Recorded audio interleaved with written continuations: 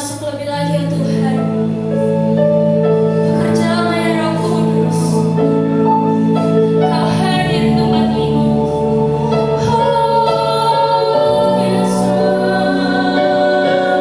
Engkau hadir. Bekerjalah Tuhan.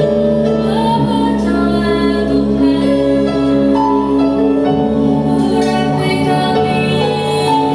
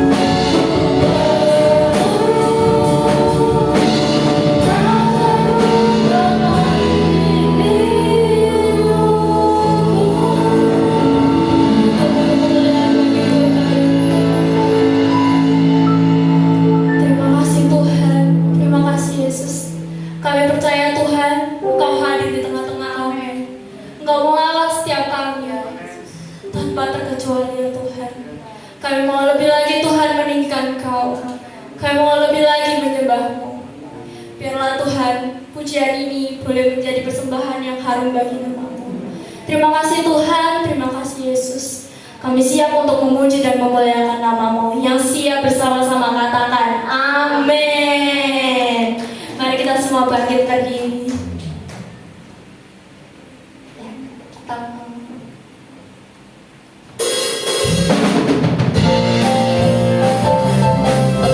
Yang percaya roh Tuhan ada di sini, mari kita lambaikan tangan kita.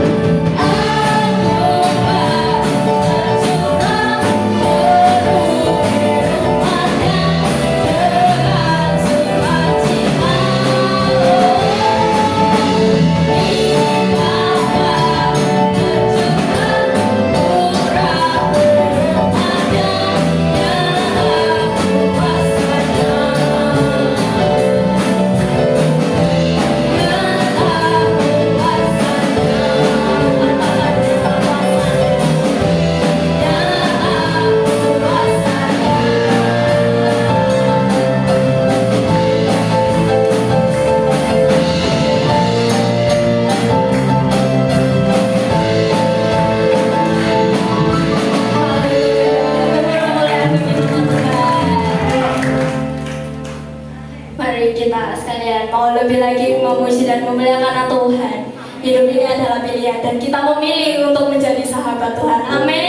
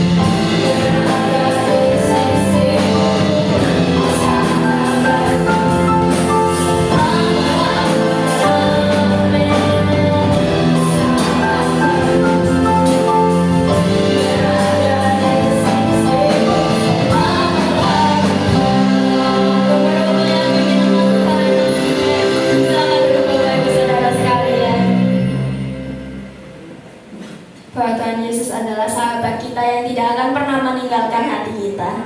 Dia adalah Allah yang mengenal setiap hati kita, tahu apa yang ada di dalam isi hati kita. Haleluya Yesus. Mari kita masuk hati kita. Kita mau mendengar firman Tuhan.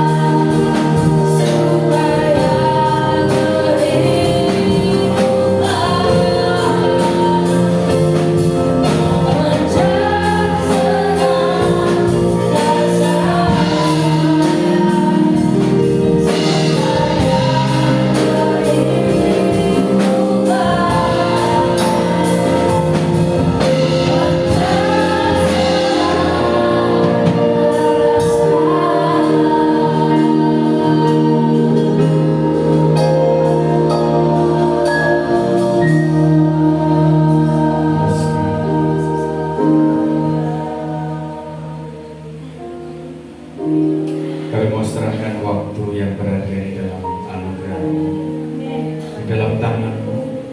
Kau sendiri akan berbicara kepada setiap kami semua yang ada di tempat ini. Terima kasih Yesus buat semua kesempatan yang Kau berikan. Ajar kami, biarkan kebenaran-Mu saja yang memerdekakan kami. Biarlah kebenaran-Mu saja yang akan menuntun kami. Terima kasih. Sekali lagi, kami mau serahkan semuanya di dalam tangan-Mu, hanya di dalam nama Yesus. Haleluya. Sama-sama katakan amin. Oke, silakan duduk, silakan. Ya, oke, shalom. Ya, mungkin kalau ke PP bisa ditampilkan aja, saya langsung jalan ya. Oke, saudara, saya akan berbicara tentang hati yang memberi, saudara. Ya. Kehidupan memberi bukanlah menunggu ketika kita, kalau saya sudah punya banyak baru saya memberi, atau seringkali orang berpikir bahwa memberi itu selalu identik dengan uang, saudara. Ya. Nah, kita akan belajar bersama-sama melihat bahwa kita nggak mungkin bisa berdampak tanpa kita memberi. Ya, jadi kalau sampai kita ini nanti nggak punya hati yang memberi ini, maka jangan harap saudara, kalau kita berkata kita ini jadi terang, nggak mungkin bisa jadi terang. Ya, apalagi bisa jadi garam, nggak mungkin, saudara. Bahwa semua itu saudara harus dimulai dengan hati yang memberi ini. Ya, mari kita lihat bersama-sama Kisah 20 ayat yang ke-35. Oke, selanjutnya silakan ini. Kisah 20 ayat yang ke-35. Dalam segala sesuatu telah kuberikan contoh kepada kamu, bahwa dengan bekerja demikian kita harus membantu orang-orang yang lemah dan harus mengingat perkataan Tuhan Yesus. Sebab Ia sendiri telah mengatakan, apa saudara? Adalah lebih berbahagia apa? Memberi daripada menerima. Artinya saudara bahwa menerima itu bahagia. Betul? Siapa yang gak bahagia kalau menerima sesuatu? Iya kan? Senang kan? Bahagia. Tapi Yesus berkata begini saudara, lebih berbahagia memberi daripada menerima. Ya, kalau kita menerima, saudara, kita udah bahagia, berarti harusnya saudara, kalau kita waktu memberi, harusnya lebih berbahagia. Amin. Ya. Tapi kalau sudah bertanya, loh Pak, saya memberi kok tambah sedih. Nah, itu masalah saudara. Ya, nanti kita akan lihat. Itu masalah. Karena saudara, kalau Yesus sendiri yang ngomong bahwa lebih berbahagia apa? Memberi daripada menerima. Ngomong kiri kanan. Lebih berbahagia memberi daripada menerima. Ngomong kiri. Ya. Kalau sebelahnya ngomong masak, berarti nggak pernah memberi itu saudara. Ya. Oke. Ya, berbahagia memberi daripada menerima. Nah, oke, sekarang kita lihat selanjutnya, saudara. Nah, ini saudara, tadi saya katakan ada begitu banyak orang kalau dengar khotbah memberi, selalu dalam otak mereka selalu ngomong gini, uang lagi.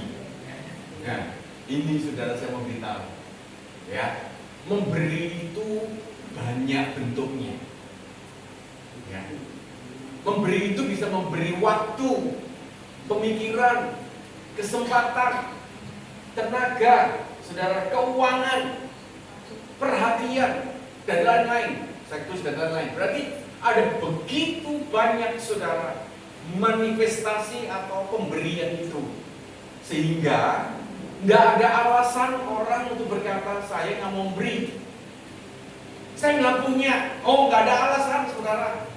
Orang kalau nggak punya, saya nggak punya uang, tapi saudara punya tenaga. Aduh Pak, saya nggak punya uang, saya nggak punya tenaga, saya nggak punya waktu, saya nggak punya pemikiran, saya nggak punya kesempatan, saya nggak punya perhatian. Ya, itu mati ya saudara, kan gitu bahasanya ya. Itu orang mati kan gitu. Loh, tapi kalau ternyata kita seperti itu, nah saudara mesti bertobat. Ya. Karena ketika seseorang memberi waktunya, maka orang tersebut akan sekelilingnya akan berkata bahwa saya penting. Karena sampai hari ini saya nggak percaya orang nggak punya waktu. Yang ada adalah orang nggak bisa mengatur waktunya. Yang kedua, kenapa orang nggak punya waktu? Karena orang nggak menganggap penting dan prioritas orang tersebut, maka dia berkata nggak punya waktu. Kalau punya waktu, pasti saudara, kalau dia penting orang itu, berarti dia akan luangkan waktu. Amin. Kalau keluargamu penting, kau masih punya waktu untuk keluargamu. Kalau engkau punya saudara penting, maka engkau akan luangkan waktu dengan saudara. Kalau anakmu, istrimu penting, kau pasti luangkan waktu. Karena pekerjaan lebih penting daripada semuanya, maka kita punya waktu untuk pekerjaan kita, tetapi kita nggak punya waktu untuk keluarga kita, untuk teman kita, untuk semuanya. Sesimpel itu. Pemikiran. Kalau saudara kita memberi pemikiran buat orang lain, maka kita disebut berhikmat. Kita disebut pintar. Kita disebut cerdas. Tapi orang, saudara jangan marah kalau saudara nggak mau nyumbangkan pikiran, nggak mau memberi pemikiran. Jangan marah kalau orang berkata bodoh. Kita hanya diam, nggak pernah sampaikan sesuatu. Jangan marah, saudara. Makanya saudara ketika kau memberi semuanya itu, maka Yesus muncul dalam hidupmu. Amin. Kesempatan, orang akan berkata, memberi kesempatan, hatinya besar, penuh dengan kemurahan. Memberi tenaga, orang itu kuat. Kalau saudara disuruh tolong, bantu tenaga, kamu diam aja. Jangan marah kalau dikatakan lemah. Ya, orang ini lemah, sakit-sakitan. Saya nggak sakit-sakitan ya. Tapi suruh ngangkat kursi, menghindar, ngilang, saudara. Saya nggak kuat. Ya kan, berarti memberi tenaga disebut kuat. Memberi keuangan kok disebut kaya. Ya. Kemudian memberi perhatian, kok baik hati. Jadi saudara, ternyata kita ini nggak bisa mengelak, saudara. Ketika kita harus memberi, berkata saya nggak bisa memberi, nggak ada cerita. Ya, yang ada adalah nanti masalah di dalam hati kita. Nah, bahkan saudara selanjutnya, hati terhadap jiwa-jiwa, saudara, bisa teks. Ya. Itu juga nggak cukup hanya engkau berdoa saja, saudara. Kalau kita peduli dengan jiwa-jiwa, engkau mesti memberi waktumu, memberi tenagamu, perhatian, keuangan, kesempatan, semuanya saudara itu mesti diberi. Kalau kepingin orang-orang, saudara, bertobat dan sebagainya. Ya, saya masih ingat saudara waktu pandemi itu adalah waktunya di mana semua anak Tuhan berbagi, saling memberi. Ya, jadi disitulah saudara yang membuat orang-orang pada saat itu di gereja kami, komunitas-komunitas mulai hidup. Kenapa, saudara? Karena begitu satu kena, saudara, biasanya satu keluarga kena semua positif. Begitu kena semuanya, lalu teman-teman komunitasnya langsung atur waktu untuk mereka kirim makanan, memberi perhatian, memberi keuangan. Nah, saudara, mulai diurut, saudara, gantian kirim sampai mereka sembuh satu persatu. Mereka katakan, kami udah sembuh, gantian mereka bantu yang lainnya. Nah, disitulah saudara, maka saudara ada orang-orang yang belum bertobat jadi bertobat, terima Yesus. Waduh, kalau saya saksikan saudara, luar biasa. Ada orang-orang yang gara-gara itu saudara, maka mereka kembali kepada Yesus kembali. Ya, jadi nggak bisa saudara hati terhadap jiwa-jiwa lalu saudara mengatakan nggak beri apa-apa, nggak bisa. Oh, yang penting didoakan. Iya, doa itu penting. Tapi tidak cukup saudara hanya berdoa. Kita mesti punya hati yang memberi. Kalau kepingin orang-orang sekeliling kita, dia melihat Yesus dalam kehidupan kita. Nah, sekarang saudara kita lihat selanjutnya. Next. Ya, batasan memberi. Nah, saudara, sampai sebatas apa sih memberi? Batasan memberi yang menghasilkan dampak yang besar itu sampai batas rasa sakit, yaitu berkorban. Nah, saudaraku, saya melihat bahwa pemberian-pemberian saudara yang betul-betul sampai batas rasa sakit itu memberikan dampak yang besar. Bukan berarti yang nggak rasa sakit nggak ada gunanya, ada. Tetapi saudara, kalau kita memberi apapun di saat kondisi keadaan kita tidak baik, lalu kita tolong teman kita memberi. Di saat kita butuh perhatian, lalu kita memberi perhatian. Di saat kita, keuangan kita, saudara, nggak cukup, tapi kita memberikan makanan buat orang lain. itu dampak terbesar. Berkorban, saudara, sampai rasa sakit tuh. Kalau saudara nggak percaya, coba kita lihat selanjutnya. Coba kita lihat 2 Korintus 8:1 ini kisah, saudara, jemaat di Makedonia. Ya, 2 Korintus 8 mulai dari ayat yang pertama sampai dengan ketiga. Saudara-saudara, kami hendak memberitahukan kepada kamu tentang kasih karunia yang dianugerahkan kepada jemaat-jemaat di Makedonia. Selagi dicobai dengan berat dalam berbagai penderitaan, ya, udah dicobai dengan berat, banyak menderita, sukacita mereka apa, saudara? Meluap. Dan meskipun mereka apa, saudara? Sangat miskin. Bukan hanya miskin, sangat miskin. Namun mereka kaya dalam kemurahan. Aku bersaksi bahwa mereka telah memberikan menurut kemampuan mereka, bahkan apa?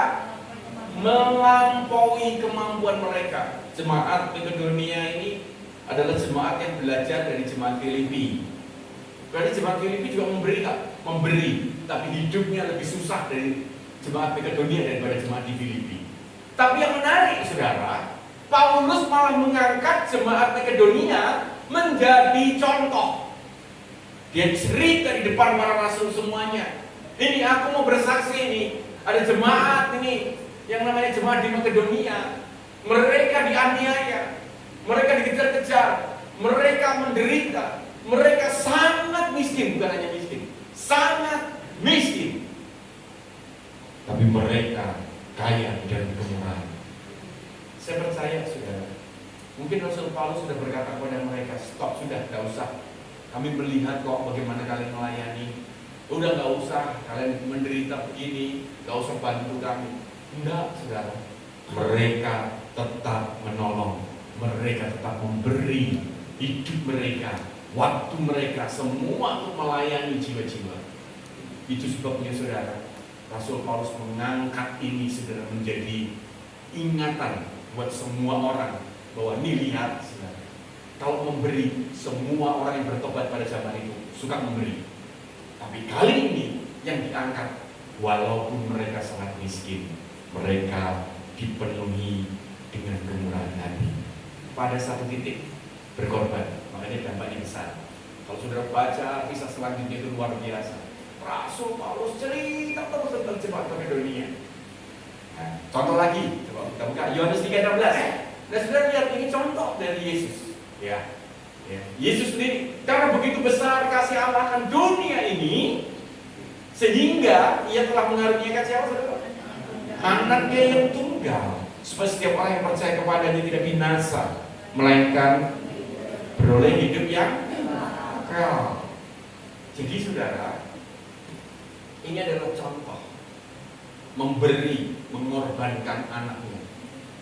Bapak sendiri memberikan contoh bahwa pemberian sampai batas rasa sakit, berkorban, itu dampaknya adalah kekal.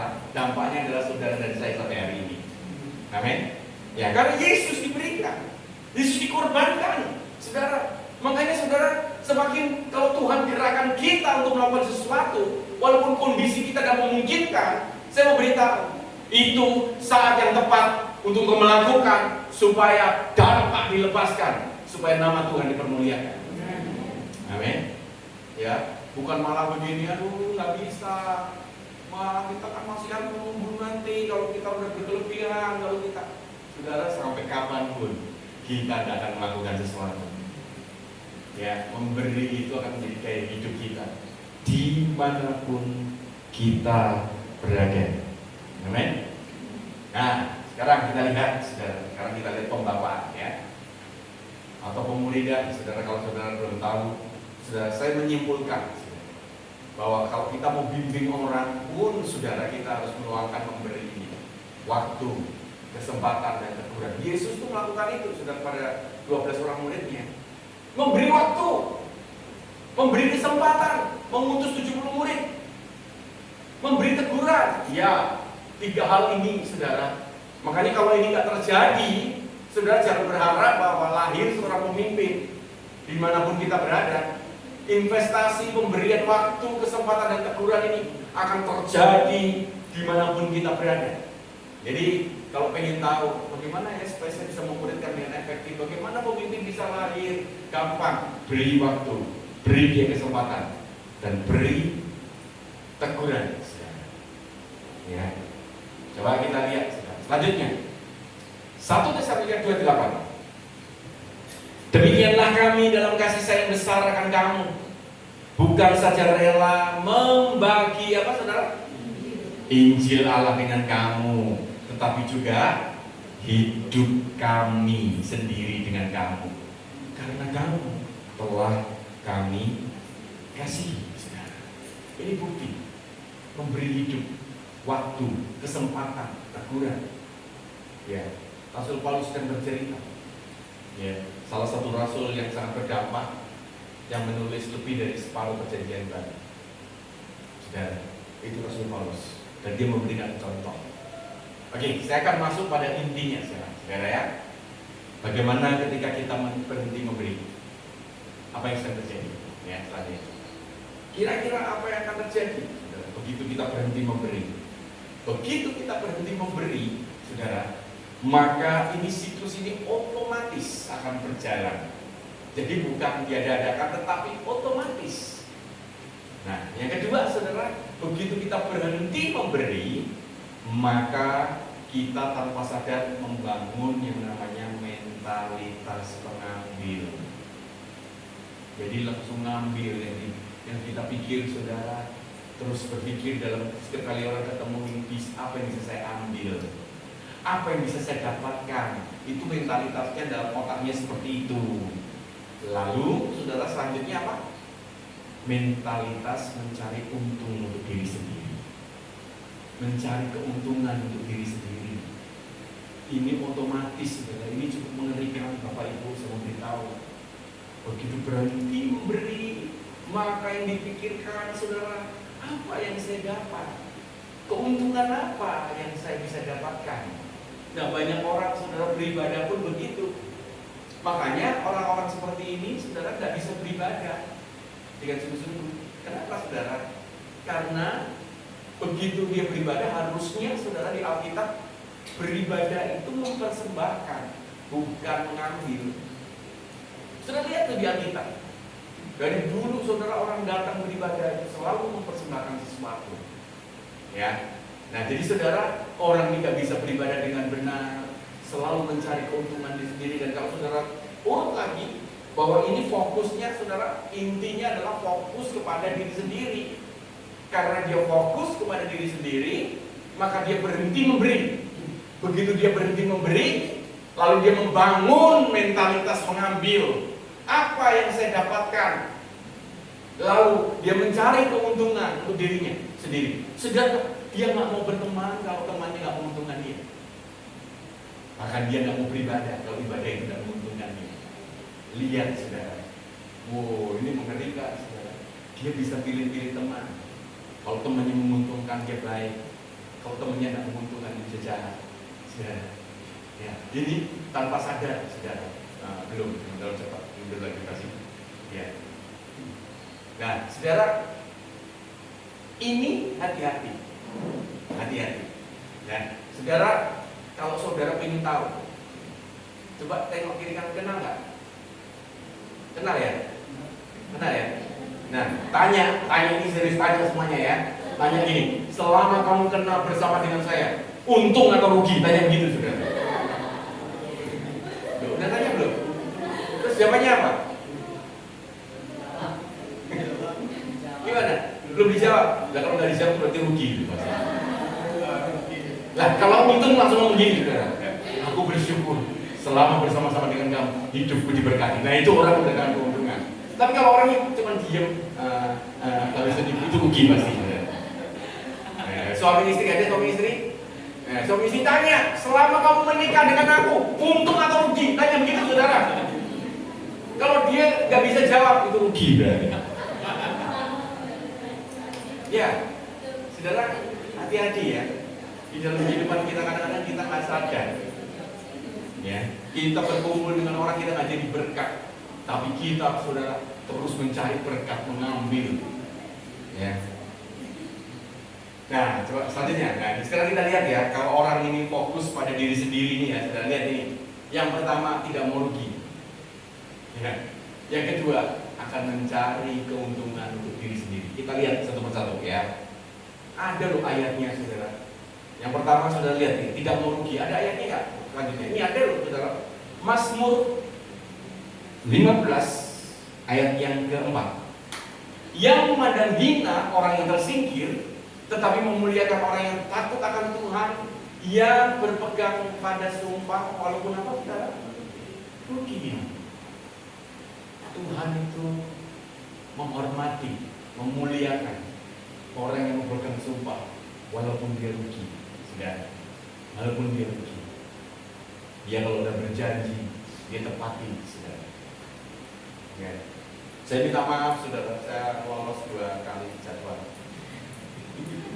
Iya, tapi percayalah bukan saya nggak menepati janji. Ya, saya nggak pelayanan di tempat-tempat lain, nggak, saudara. Jadi ya, yang pertama karena saya sakit, ya, ngurus, saudara. Yang kedua, saudara, sekretaris saya salah jadwal, salah menulis. Ya, jadi dia yang telepon kemarin ngatur sama Daniel, diatur 2 kali. Jadi ini yang akhirnya berhasil. Ya, di sini. Ya, saya mau beritahu, saudara. Ya, ada banyak orang hamba Tuhan, saudara. Kalau dia diundang nih, saudara, makanya orang kalau berbuat dosa jadi bodoh. Ya, dia diundang di gereja A, ya, gerejanya nggak besar. Begitu ditawarin gereja B yang lebih besar, dia ngomong, sorry ya, saya nggak bisa, hari ini ada acara. Ternyata ini dibatalin, dia ambil jadwal itu. Kenapa kok jadi bodoh? Dia lupa, ini zamannya media sosial. Tidak lama setelah ngomong begitu, besoknya udah masuk, saudara, posternya. Berbicara khotbah di gereja B, pembicara, saudara. Makanya orang bodoh, dia nggak ngerti, saudara. Kalau lu kamu kok khotbah di sana, lu kok tahu kamu? Itu sudah tersebar tuh, ya kan? Saudara, kalau orang, saudara memegang janji, walaupun rugi, saudara, engkau udah janji sama temenmu nih, tiba-tiba ada orang lain yang menawarin kita sedang sesuatu, mengiming-iming keuntungan, apa yang kita lakukan?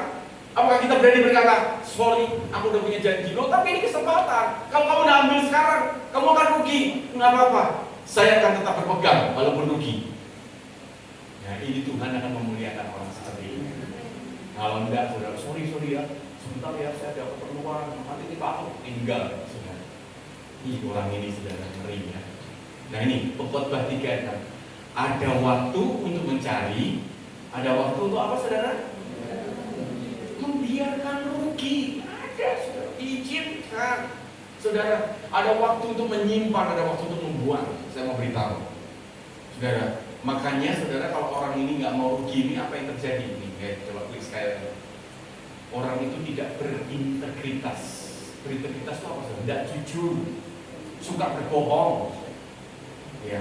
Lalu tidak paham investasi. Apa itu investasi? Investasi, saudara, kalau orang bisnismen, orang bekerja, dia taruh sesuatu, itu rugi. Waktu investasi itu rugi, Bapak Ibu. Gak ada yang langsung untung. Dia taruh uang, saudara, terus. Lalu mungkin 5 tahun kemudian baru untung. Mungkin 12 tahun kemudian baru untung. Investasi. Di dalam kekristenan juga begitu, saudara. Waktu kita luangkan waktu, investasikan waktu kita kepada orang-orang di sekeliling kita, yang dulunya mungkin orang gak menganggap orang itu, tapi kita investasi. Orang berkata kamu rugi meluangkan waktu pada dia, dia bukan siapa-siapa kok. Nggak apa-apa, investasikan namanya. Makanya orang kalau paham investasi, saudara, maka dia ngerti, ya. Pemimpin di gereja kami, saudara, hari ini adalah itu bukti dari investasi kami kurang lebih hampir selama 20 tahun lebih. Kami luangkan waktu, kami habiskan waktu itu. Mereka masih mahasiswa, mereka masih gak punya apa-apa, saudara. Kami investasikan, habiskan waktu kami.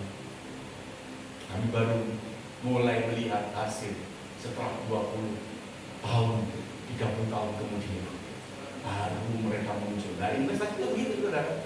Kalau orang nggak mau rugi, nggak akan pernah, saudara, bisa tahu yang namanya investasi. Hari ini anak muda, ya, engkau adalah investasi yang hebat. Ya, orang berkata, ngapain kamu investasikan itu? Nggak apa-apa. Sekarang belum muncul, tapi 5, 10 tahun, 20 tahun kemudian mau hasil, mau kepingin orang-orang yang dipakai Tuhan luar biasa, tapi kita nggak pernah investasi. Apa yang akan kita lakukan? Gak ada hasilnya apapun. Ya, hati-hati saudara, ini kalau orang nggak mau rugi itu nggak bisa saudara. Kemudian saudara kita lihat mencari keuntungan sendiri, ayatnya ada saudara, 1 Korintus 10:24. Jangan seorang pun yang mencari keuntungannya sendiri, tetapi hendaklah tiap-tiap orang mencari apa? Keuntungan untuk orang lain. Makanya saudara tanya tadi, untung nggak kamu sama saya? Enggak, berarti saudara cari keuntungan. Kalau saudara memberi keuntungan buat orang lain, maka orang berkata, terima kasih, saya diberkati. Ya. Gembalakanlah kawanan domba Allah yang ada padamu, jangan dengan paksa, tetapi dengan sukarela sesuai dengan kehendak Allah. Dan jangan karena mau mencari apa? Keuntungan, tetapi dengan pengabdian diri. Nah, sudah lihat lagi ya. Ayatnya jelas, saudara, bahwa kita dilarang mencari keuntungan untuk diri sendiri. Jadi kalau saudara bertanya, mana ayatnya? Saya tunjukkan ayat ini semua supaya kita tahu. Ya. Nah, sekarang buah dari fokus pada diri sendiri. Kita lihat, saudara, ada 3 buah ini, saudara. Kalau orang itu fokus pada dirinya sendiri, apa yang akan muncul? Bukan hanya Roh Kudus yang menghasilkan buah roh, tetapi orang yang fokus pada diri sendiri pun juga memunculkan buah. Apa itu, saudara? Yang pertama, saudara, berhenti memberi. Saudara tahu pelit? Ya, ternyata pelit itu ada stadiumnya. Nah, kalau saya kan, nah, saudara, pelit itu ada tingkatannya. Nah, saudara, ada stadium. Kalau orang punya tahu penyakit kanker, saudara, ini udah stadium 1, stadium 1, udah stadium 4, udah akut, saudara. Pelit juga begitu, saudara. Ya. Masa saudara ada orang tuh memberi nih ya, memberi itu masih diungkit-ungkit, masih marah-marah, saudara. Orang ini nggak tahu diri. Saya pernah tolong memberi. Kapan berinya? 10 tahun yang lalu. 10 tahun yang lalu masih diungkit-ungkit, saudara. Ini orang pelit tingkat dewa, saudara. Ini stadium 4. Masih diungkit-ungkit, kamu nggak tahu yang dulu pernah saya tolong. Ya ampun, saudara. 10 tahun masih diungkit terus, saudara. Nah, makanya saudara hati-hati. Iya kan? Kalau kita terus saudara memperhitungkan segala sesuatu. Nah, pelit ini selain stadium, pelit itu saudara bukan hanya di satu sisi aspek, tapi semua aspek kehidupan. Jadi kalau saudara pelit tentang keuangan, bukan berarti, oh kalau saya cuma pelit di keuangan kok yang lainnya enggak ada. Kalau saudara pelit satu, pelit semuanya. Oke? Jadi kalau saudara pelit di keuangan, pasti saudara pelit di waktu. Saudara pasti pelit di perhatian. Saudara pasti pelit di mana lagi, saudara?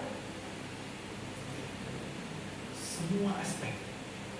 Uang, waktu, tenaga, pikiran, perhatian, semua pasti pelit.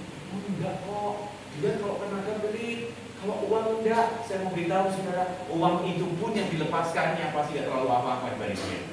Dia punya 1 miliar, lepaskannya 100.000. Dengar baik-baik. Kalau orang pelit di area 1, pelit semuanya, pasti ini buah kok. Ya. Tapi kalau saudara memberi di area yang 1, maka engkau akan memberi di semua area yang ada. Kalau kita menang di area itu. Amin. Mau tetap pelit atau jadi murah aja? Itu dilihat. Wah, Pak, saya masih pelit, Pak, tapi udah kurang, kalau dulu stadium 4, sekarang udah stadium 1. Ya, saudara, ini mesti dipatahkan. Ya, jangan dibiarkan terus-menerus. Yang kedua, nih, buahnya saudara lihat. Tidak pernah puas atau serakah. Ya. Tidak pernah cukup, saudara, dan tidak pernah bisa mengucap syukur. Saya pernah lihat dengar ayat ini, saudara. Ada orang yang menyebar harta tapi bertambah kaya, tapi ada orang yang menghemat selalu Tahu ya ayat itu ya? Saudara, itu ayat apa saudara? Itu kalau orang saudara sekolah itu pasti bingung ya sama guru ini kok. Di sekolah kan diajarin hemat pangkal kaya. Alkitab ngomong hemat pangkal miskin. Ini pernah saudara, teman saya, saudara, anaknya tanya seperti itu. Aku dengar ayat itu. Nggak salah Bapak yang ngomong gitu. Duh, apa yang salah? Ini kok aneh? Orang menyebar harta bertambah kaya, orang menghemat kok selalu kekurangan. Saya di sekolah diajarin hemat pangkal kaya. Saudara, sebetulnya ayat ini berbicara tentang keserakahan. Kok bisa saudara? Makanya saudara ada orang itu begini, kata berlimpah itu tumpah. Jadi berlimpah itu tidak tergantung dari tempatnya. Coba sebentar. Ya, saya kasih contoh. Saudara, orang tumpah itu nggak peduli mau tempatnya, nggak perlu harus besar atau kecil. Itu ya. Kalau ini berlimpah, walaupun tempatnya kecil 250 mililiter, tetap berlimpah. Kalau berlimpah itu artinya tumpah dari sekelilingnya merasakan. Dan tapi kenapa saudara kalau ada orang yang menghemat tapi kekurangan saudara? Menyebar harta bertambah kaya. Karena serakah. Dia punya tempat ini saudara, begitu diisi. Begitu mau penuh, dia ambil yang 1 liter, 1,5 liter. Begitu diambil 1,5 liter, saya masukkan ke botol 1,5 liter, banyak sedikit. Sedikit saudara, nggak sampai seperempat. Lu sedikit kan, cuma segini airnya. Begitu diisi mau penuh, langsung ngambil galon. Kalau 1,5 liter diisi 1 galon berapa? 19 liter. Kalau 1,5 liter dimasukkan 19 liter, besar atau kecil? Kecil lagi. Wah, begitu nih ambil galonnya ini cuma segini airnya, kurang hidup kami. Baru saudara air diisi mau mendekati 19 liter buat tandon. Tandonnya 1 kubik, 1 kubik itu berapa? 1.000 liter. 19.000 liter, 19 liter dimasukkan ke 1.000 liter, saudara. Segini, saudara, aduh, nggak banyak kan? Baru tandon mau pada bikin kolam renang. Saudara, kita lihat ada orang menghemat sama kekurangan bagaimana, saudara? Ini namanya serakah. Jadi saya mau beritahu ya, kalau ada orang berkata begini, saya nanti memberi ya, kalau saya sudah berkelebihan, saudara sampai tua tidak akan melakukan apa-apa. Bahkan sampai mati kita tidak akan melakukan apa-apa. Karena berlimpah itu tumpah. Nah, tapi itu kembali bahwa itu buah dari fokus kepada diri sendiri. Nah, yang ketiga, ini lebih ngeri. Ya. Jadi agamawi, saudara. Agamawi itu apa, saudara? Agamawi itu tidak bisa melakukan kebenaran tanpa imbalan. Ibadah aja perlu diiming-imingin. Kalau kamu datang ibadah, maka kamu akan diberkati. Baru datang ibadah.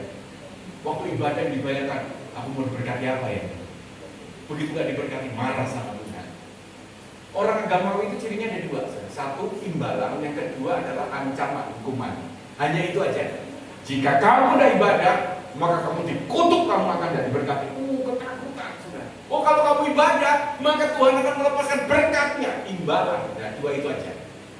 Orang Kristen harusnya beribadah karena dia mencintai Tuhan. Amin. Karena Yesus sudah memberikan hidupnya, saudara, 2000 tahun yang lalu. Saudara, buat kita adalah datang mengucap syukur bukan karena apapun. Ya, tetapi inilah yang terjadi, saudara, ketika orang begitu dia fokus pada diri sendiri, ini akan terjadi, saudara. Dan itu mengerikan. Nah, yang terakhir, saudara, kita akan lihat bersama-sama. Pemberian itu apa sih, saudara? Kalau kita selama ini hanya tahu bahwa memberi itu supaya kita diberkati, saya akan berbicara yang lain, saudara. Ya, ada hal yang lain, memberi itu luar biasa, saudara. Coba yang pertama, lihat. Pemberian itu mengarahkan hati, saudara. Kok bisa mengarahkan hati? Karena Matius berapa ini? 6 ayat 21. Karena apa, saudara? Di mana hartamu berada, di situ hatimu berada. Ini bukan sindiran, Bapak Ibu. Ini kebenaran. Karena Yesus sendiri yang ngomong. Hati kita itu berada di harta kita. Nah, banyak orang kembali harta itu selalu uang. Enggak. Harta itu sesuatu yang kita anggap penting dalam hidup kita. Jadi kalau saudara mau mengarahkan hartamu kepada Tuhan, maka hatimu akan kepada Tuhan. Hartamu mengarahkan hatimu. Kalau kau taruh hartamu di tempat yang benar, maka hatimu benar. Kalau kau menaruh hartamu di tempat yang salah, maka hatimu akan salah. Kalau kau taruh saudara hartamu untuk misi, maka hatimu akan mengikuti misi. Sesimpel itu, saudara. Makanya kalau kita semakin memberi, semakin kita mengalahkan keegoisan. Hati kita adalah untuk jiwa-jiwa. Hati kita untuk pergerakan. Hati kita untuk tubuh Kristus. Kenapa? Karena harta kita lepaskan ke sana. Pemberian akan mengarahkan hati kita. Yang kedua, nah lihat nih. Pemberian itu, saudara, akan mengalahkan keegoisan, saudara. Ya, Filipi 2:4. Dan janganlah tiap-tiap orang hanya memperhatikan kepentingannya sendiri, tetapi kepentingan orang lain juga. Kita jadi nggak egois. Ketika kita memberi, maka kita akan mengalahkan diri kita, saudara. Kita jadi orang yang murah hati. Kita menjadi orang yang peduli dengan orang sekeliling kita. Kita menang dengan keegoisan, keakuan kita. Dan yang terakhir, ternyata pemberian itu menyehatkan rohani kita. Loh, kok bisa? 2 Korintus 8 ayat 14. Katakan apa, saudara? Maka hendaklah sekarang ini kelebihan kamu mencukupkan kekurangan mereka, agar kelebihan mereka kemudian mencukupkan kekurangan kamu, supaya ada keseimbangan. Saudara, ternyata dalam kehidupan kita, saudara, kalau kita udah masuk dalam kata keseimbangan itu sehat itu seimbang. Ya, antara apa yang kita lakukan dengan istirahat, makanan-makanan yang kita makan harus seimbang, itu baru sehat. Makanya saudara, kenapa saya katakan menyehatkan rohani? Saya mau tanya, berapa banyak saudara yang menerima kebaikan Tuhan? Banyak menerima kebaikan Tuhan. Nah, saudara tahu itu kita menerima. Berarti kalau menerima dengan apa yang kita lepaskan tidak seimbang, maka tidak sehat. Tuhan sudah mengajarkan semua di dalam tubuh kita. Coba makan, gak usah dibuang. 3 hari gak apa-apa. 4 hari gak dibuang, masuk rumah sakit. Dipompa untuk dikeluarkan. Kalau gak dikeluarkan, saudara, masalah. Ya, waktu saya batalkan khotbah saya pertama kali karena saya ngurus 3 hari, nggak tercover, saya sampai ke rumah sakit, diinjek, saudara. Kalau saya dikasih antibiotik, kalau kasih antibiotik, saudara, begitu minum antibiotik, saudara, selanjutnya mampet 3 hari, saudara. Itu juga menderita, saudara. Biasanya keluar semua, sekarang mampet 3 hari. Saya pergi konsultasi, ini kok mampet, bagaimana ini caranya? Nah, enak, saudara. Nah, jadi saudara lihat ya. Jadi kalau saudara masuk makan dan dibuang, sakit. Atau paling gampang minum nih, sudah kalau udah minum nggak kencing gitu. Itu nggak usah nunggu berapa hari, sehari saja masuk rumah sakit. Betul nggak? Kalau mau gampang lagi nafas itu, coba ditarik, semua tarik, jangan dibuang. Simple, sayang, saudara. Tarik terus. Ngerti, saudara. Betul? Atau gini, saudara, tarik yang banyak, keluarkan sedikit aja. Mati juga. Betul nggak? Nanti kalau saudara tarik banyak, keluarkan banyak. Kalau saudara menerima banyak, lepaskan banyak. Tapi saudara jangan begini. Kalau saudara merasa heroik, oh Pak, mulai sekarang saya akan memberi lebih banyak daripada menerima. Saudara masuk rumah sakit juga, orang kafir itu masuk rumah sakit juga. Keluar semua, nggak ada yang masuk. Masuk rumah sakit. Tuhan nggak nuntut kita lebih loh. Tuhan yang menuntut diri, saudara. Apa yang kita terima, kita lepaskan. Saudara terima kebaikan, kau beri kebaikan ke setiap orang. Kau diberkati untuk memberkati. Amin. Sesimpel itu. Miliki hati untuk memberi supaya kita berdampak. Amin. Mari kita berdoa. Kami bersyukur Tuhan buat setiap kebenaran yang sudah dilepaskan. Kami percaya Engkau sendiri yang akan menolong setiap kami untuk melakukan dan mengerjakan kebenaran-Mu. Kebenaran-Mu Tuhan yang membuat kami akan menjadi kuat dan sehat. Berikan kami hati untuk memberi. Pujilah nama-Mu hanya di dalam nama Yesus. Haleluya. Amin. Sekembali.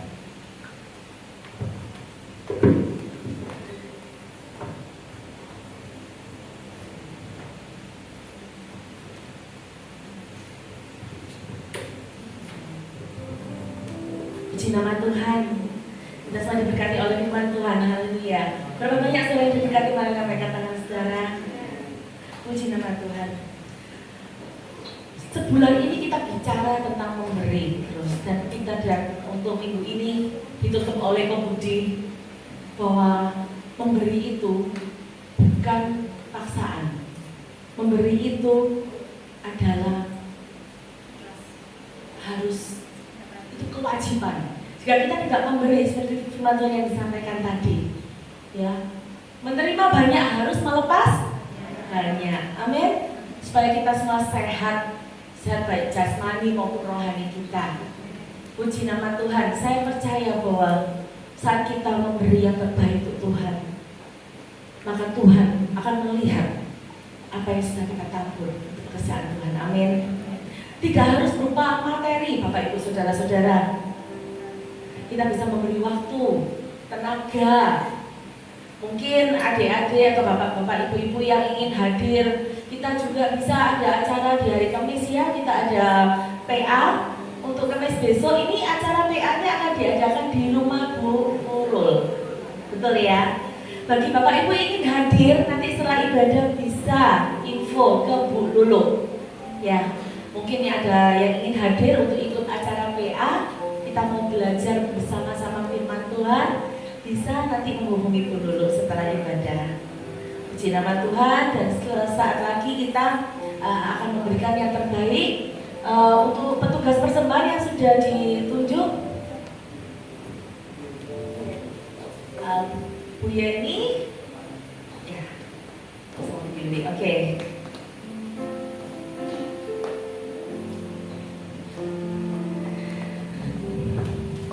Mari kita persiapkan hati kita untuk memberi yang terbaik.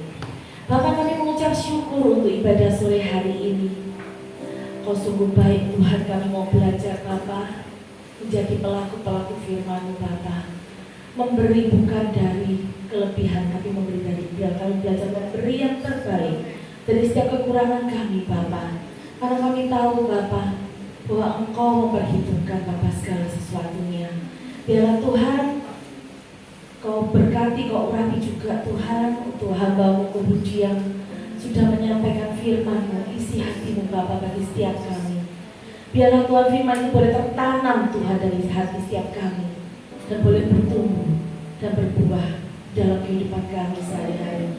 Biarlah hidup kami itu boleh menjadi dampak Tuhan, berkelimpahan sampai orang-orang di sekeliling kami Tuhan boleh merasakan pemeliharaan-Mu di dalam hidup kami Bapa. Terima kasih Tuhan, terima kasih.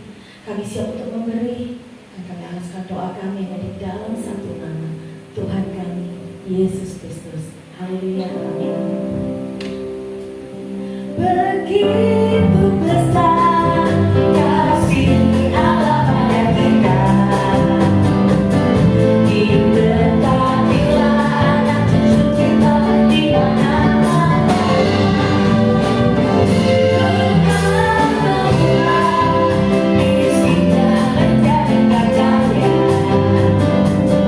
Yang merendahkan dan meninggikan.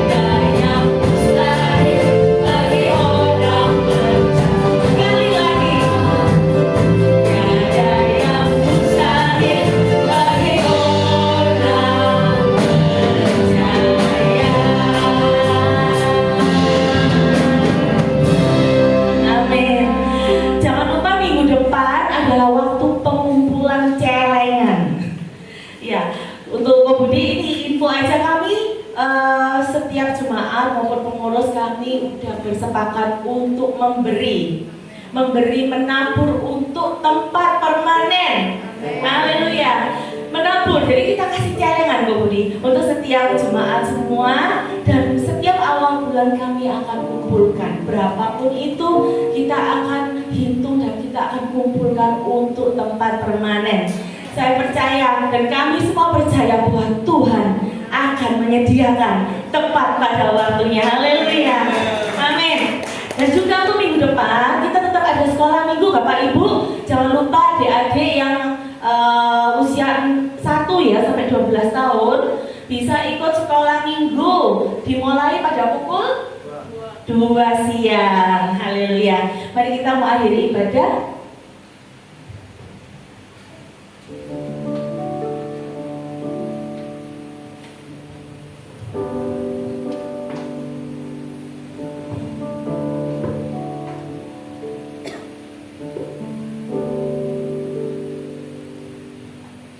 Puji Tuhan, saya mewakili Pak Gembala mengucapkan terima kasih buat kesempatan untuk Ko Budi yang sudah meluangkan waktu.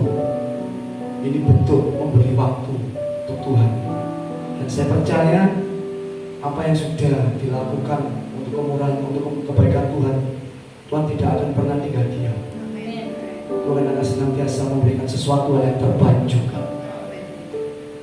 Dan saya yakin bahwa kehidupan kita tadi sudah diberkati Tuhan. Siapa yang diberkati Tuhan? Tentang memberi, gak boleh medit ya. Saya baru tahu kalau memberi itu sampai stadium 4. Parah ini. Gak Pentium tok, Pentium 4, tetapi memberi juga sampai medit ya semuanya. Dan saya juga merasa diberkati Tuhan. Kita semuanya tidak hanya masuk bilangan hanya mau berkata, tetapi mau berbuat. Amin. Kita mau lakukan segala sesuatu untuk kemuliaan nama Tuhan.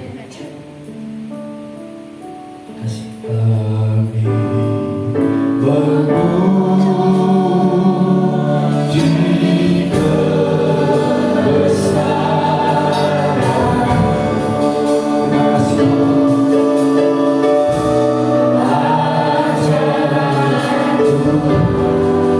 Ya Bapa.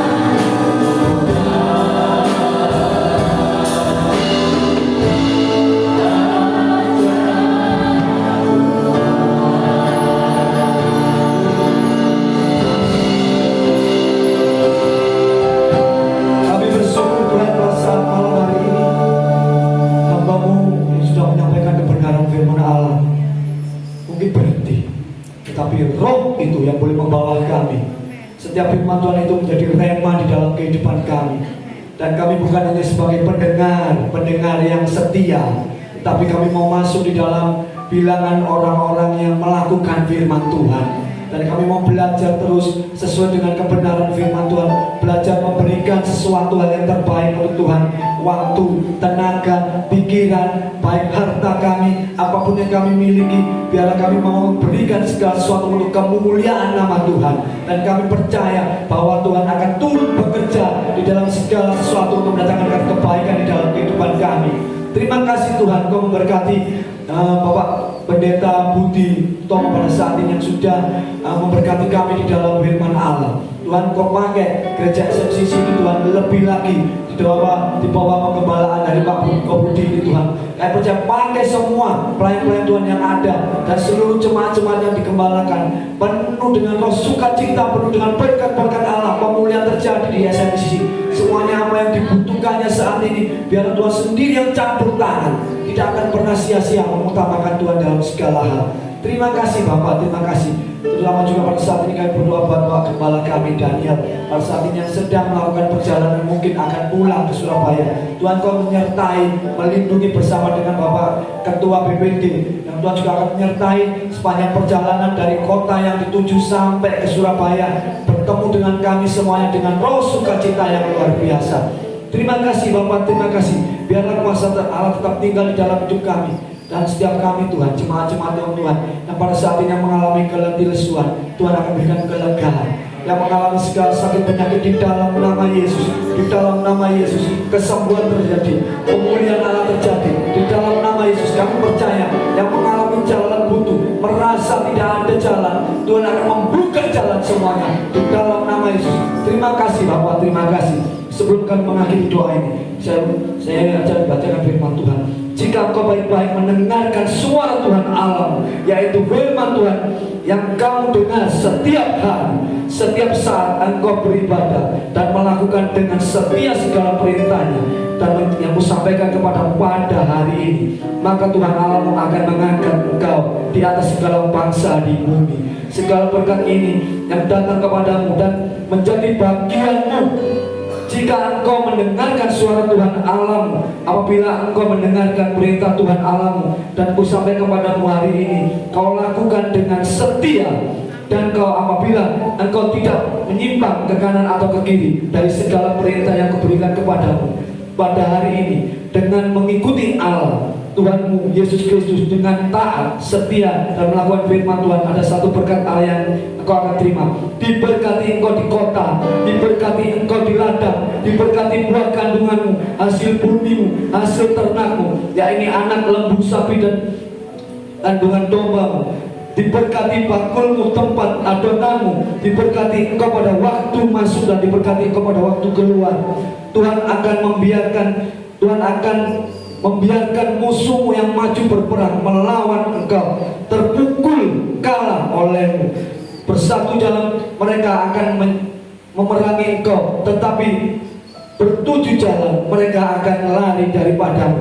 Tuhan akan memerintahkan berkat ke atasmu di dalam lumbungmu dan di dalam segala usahamu. Ia akan memberkati engkau di negeri yang diberikan kepadamu oleh Tuhan Allah. Tuhan akan menetapkan engkau bagian umatnya yang kudus seperti yang dijanjikan kepadamu, supaya kepadamu jika engkau berpegang pada perintah Tuhan Allah, hidup menurut jalan yang ditunjukkannya, maka segala bangsa di bumi yang melihat bahwa nama Tuhan telah disebut atasmu dan mereka akan takut kepadamu. Tuhan juga akan melimpahkan engkau dengan kebaikan dan buah kandunganmu dalam hasil ternakmu, dan segala sesuatu yang kamu perbuat akan dibuat berhasil. Tuhan akan membuka bagimu perbendaharaan, melimpah ruah, segala yang akan dibutuhkan Tuhan akan cukupkan. Tuhan akan mengangkat engkau menjadi kepala, bukan menjadi ekor, sesuai dengan janji firman Tuhan. Semuanya ini akan menjadi tanda mujizat di antara keturunan dan semuanya.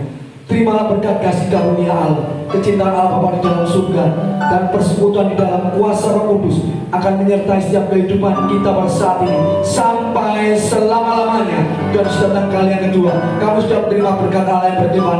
Hanya di dalam nama Yesus kamu sudah berdoa dan mengucap syukur. Yang percaya katakan amin.